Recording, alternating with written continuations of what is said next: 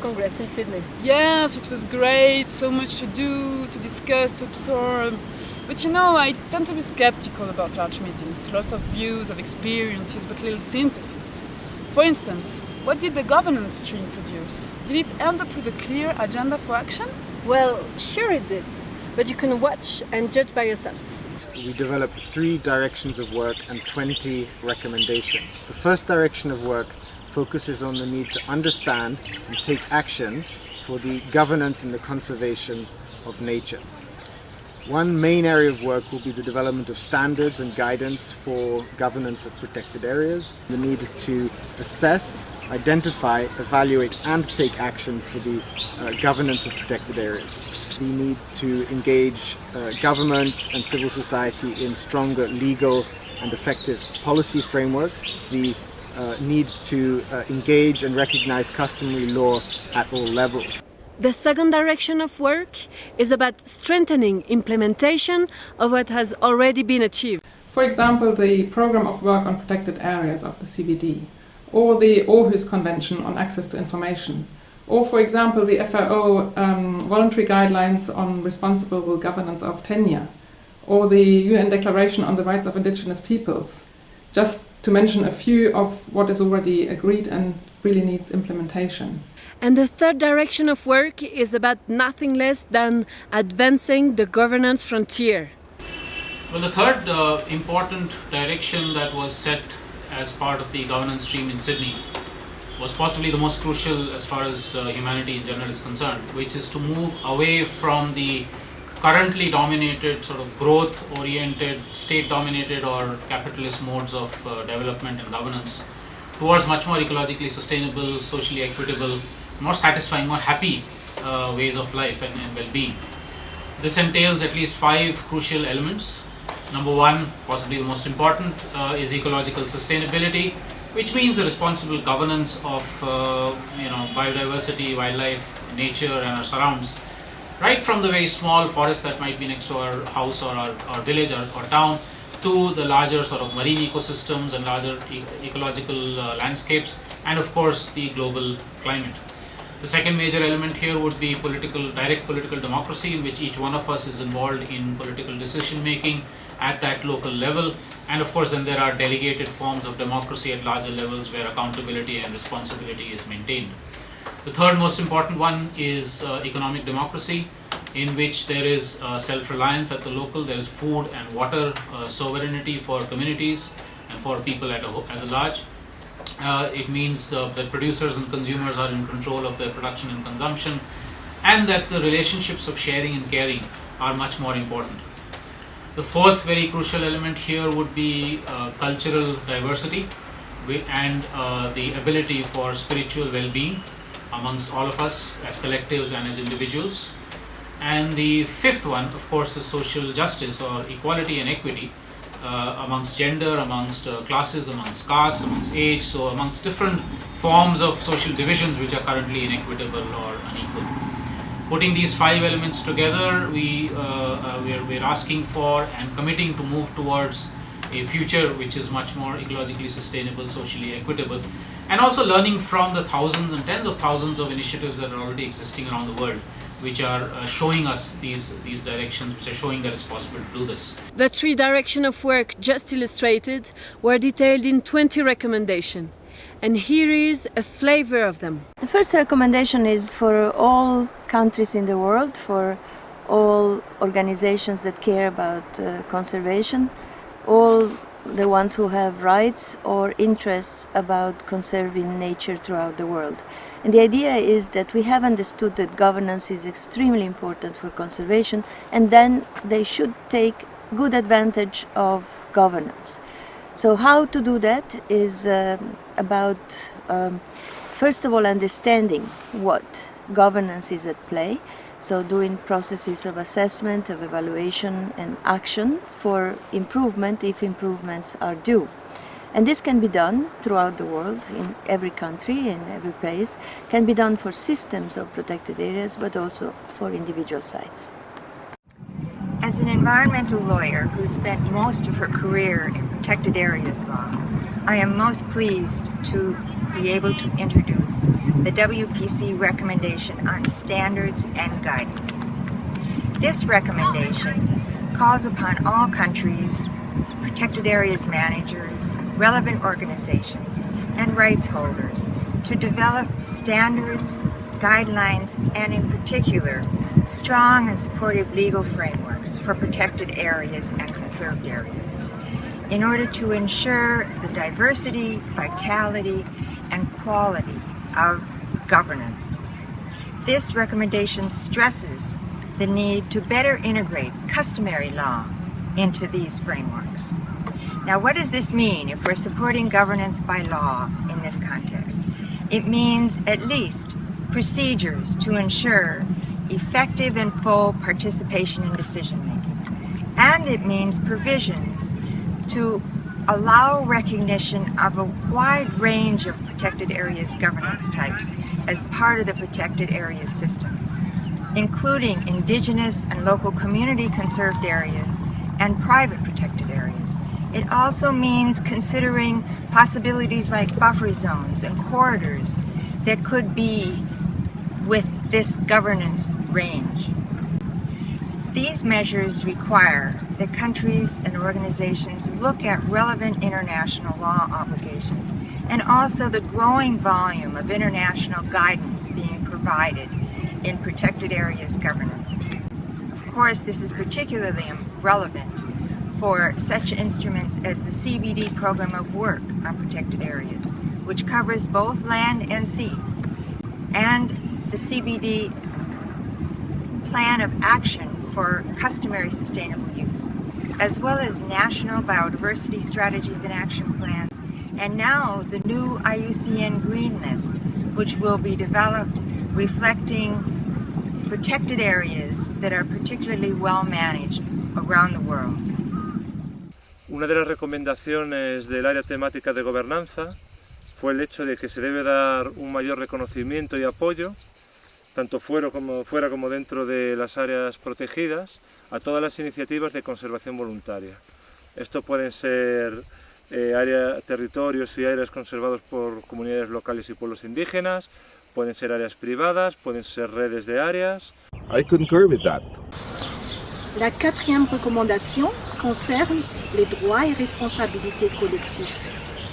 Tous les concernés devraient prendre des mesures pour sécuriser les droits et responsabilités des peuples autochtones et des communautés locales, qu'elles soient mobiles ou sédentaires, sur les milliards d'hectares de forêts, de pâturages, de montagnes, de zones humides, de zones marines et côtières qu'ils ont gouvernées et gérées traditionnellement depuis longtemps.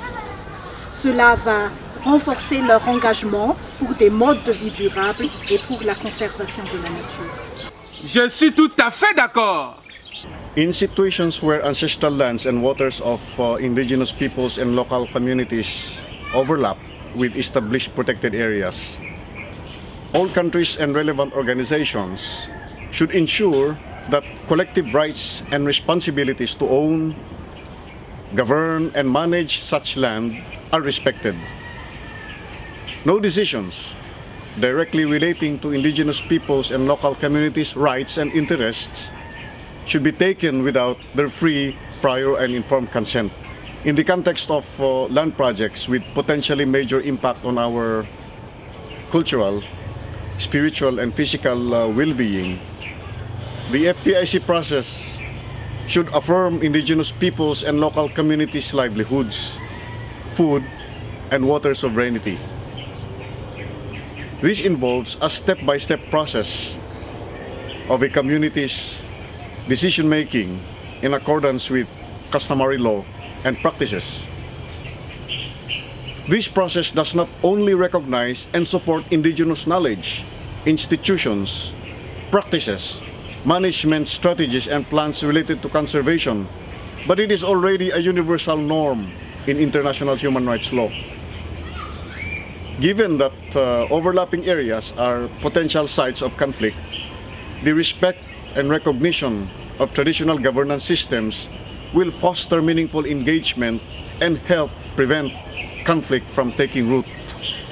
All protected areas established in the traditional territories of Indigenous peoples' local communities should be governed by those Indigenous peoples' local communities or in co-governance arrangements to which they give their free, prior, and informed consent. Those governance arrangements should include respect and support for Indigenous peoples and local communities' own conservation practices, and this should include measures to respect and support ICCAs within protected areas, including as self-governing protected area zones. Mais je suis tout à fait d'accord! People and nature don't need to be separate. We need to learn from and work towards conservation models that incorporate the presence of people, the sustainable use of natural resources, and meet the livelihood needs of those people. We have a recommendation on shared governance of protected and conserved areas.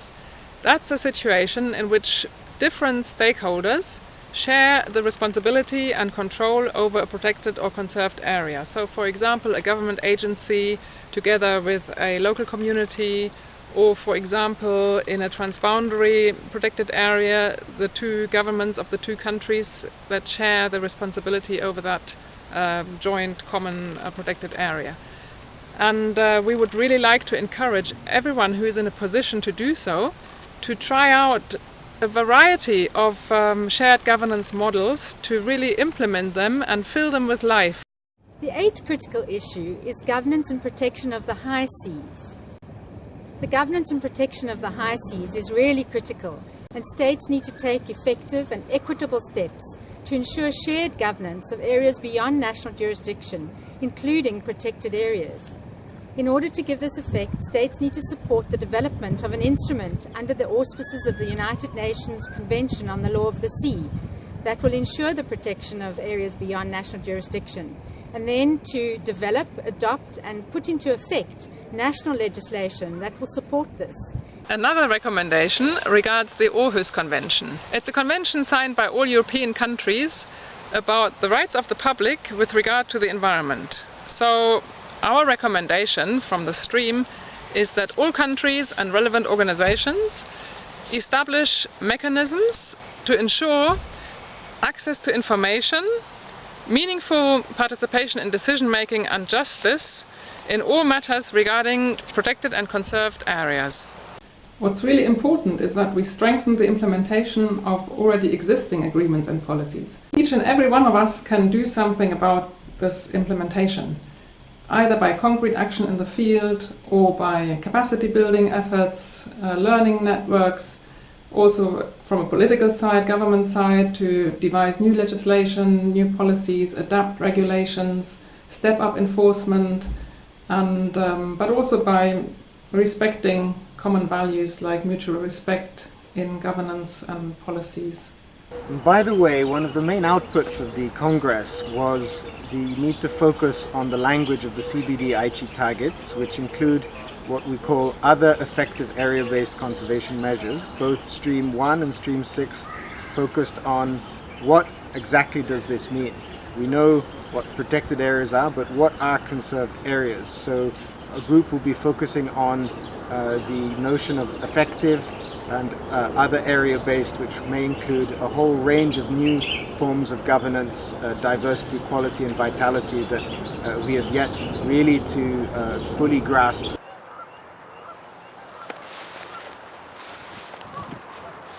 All countries, relevant parties, protected area managers, organizations and rights holders will engage in putting transnational wildlife crime out of business. We need better law enforcement, better laws, and improved governance all along the supply chain. But equally, we need ways to engage local communities as active partners in conservation. And this can be supported by devolved governance arrangements that ensure that communities receive an equitable share of the benefits from conservation and sustainable use. All governments, relevant organisations and right holders need to develop policies to set clear limits on the unsustainable exploitation of natural resources. This would include, but would not be limited to, the development of no-go zones in areas of high biodiversity value. This would involve no-go zones in World Heritage sites. It would involve implementing existing IUCN policy across protected areas for categories 1 to 4, for Indigenous and community conservation areas, for the commons used by fishers, fishing communities, by herders, by those who live in the forests. Another WPC recommendation focuses on non-regression principles. Now, what is a non-regression principle? It basically is a principle that says, don't regress, don't backslide. In the context of protected areas, it means no degazetting, no downsizing, and no downgrading of existing areas that are either in a formal conservation status or in a supporting status. In order to prevent the weakening of environmental protections that already exist and prevent the possibility that environmentally destructive activities will return or that new environmentally destructive activities will be established. Building the capacity of governments and civil society for adaptive governance is of paramount importance.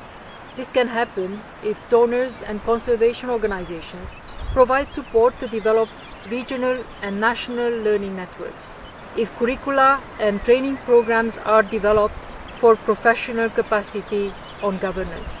Communication should be improved, and legal literacy initiatives have to be promoted.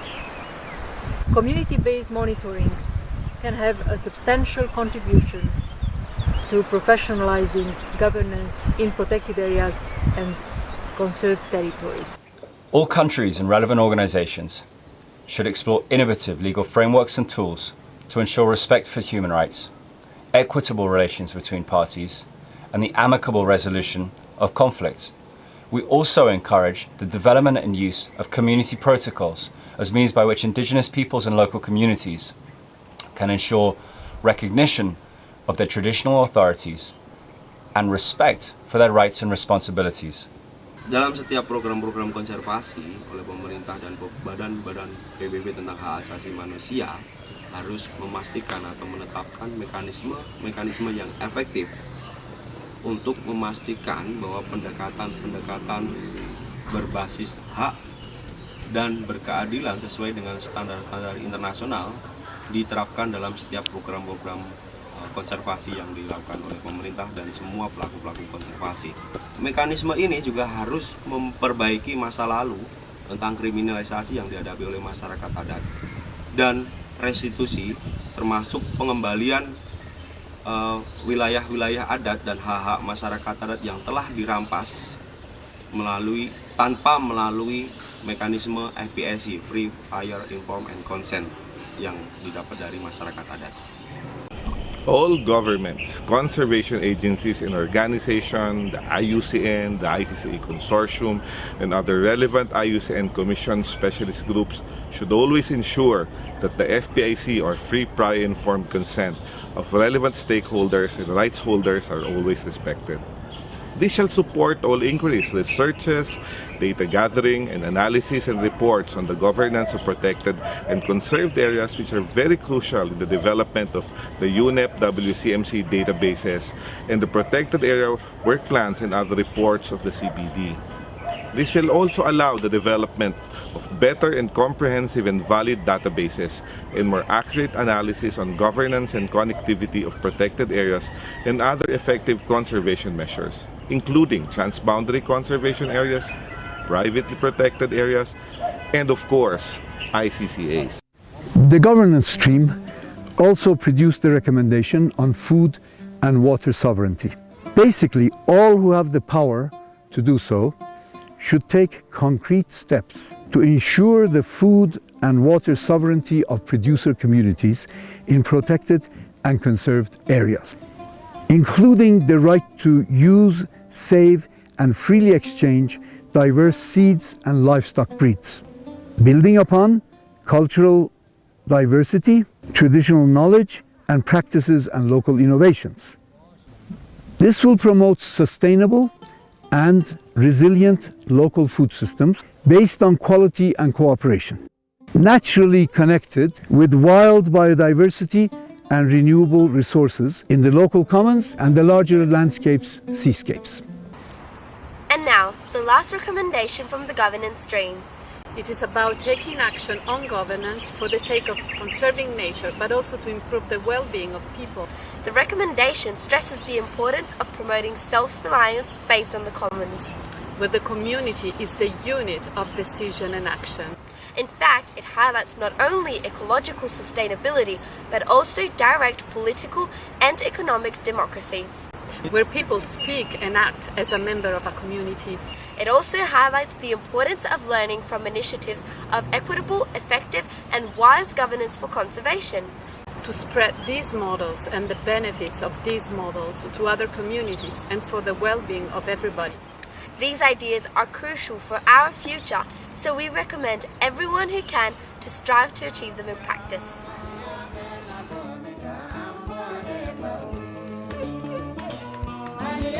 We hope that you have enjoyed this journey through what was discussed and deliberated at the World Parks Congress 2014. You may also be convinced by now that governance for the conservation of nature is important and worth your attention and engagement. If you want to be active about it, please write to this address. The governance stream of this WPC has left a legacy. Many of us are supporting mutual learning through regional governance network. So please join us. Many thanks for your attention and very best from all of us involved in making this video.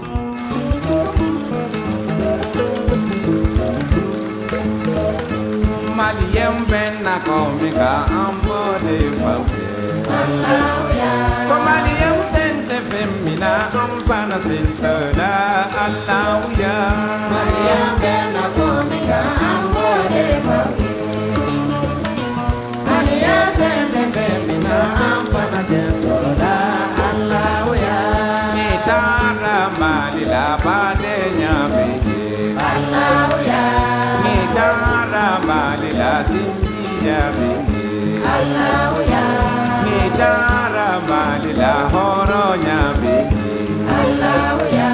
Nitara malinya kele nyabiki, Alauya. Komalie usente femina ampana sentola, Alauya. Maria bena gomika amore boki, Maria sente femina ampana sentola, Alauya. Komalie bena gomika ambode fauye, Alauya. Wakanda koi sente femina amfana sento